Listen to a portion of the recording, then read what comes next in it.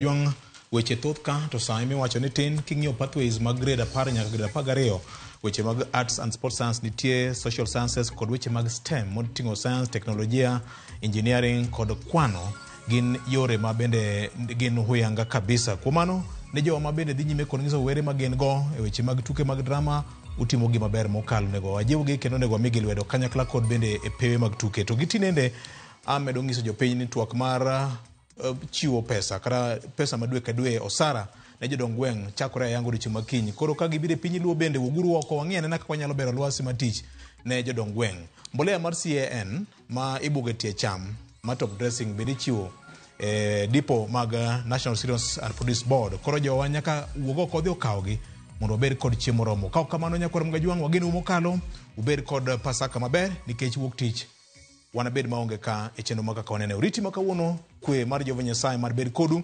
to nyaki bed gi bolruok kaka ng'ama jatelo mana kaka jawar nodonjo dala Jerusalem koidho nyathi kanyena. Be in jaote jopiny koso ing'ama jatelo? Uriti makawuono.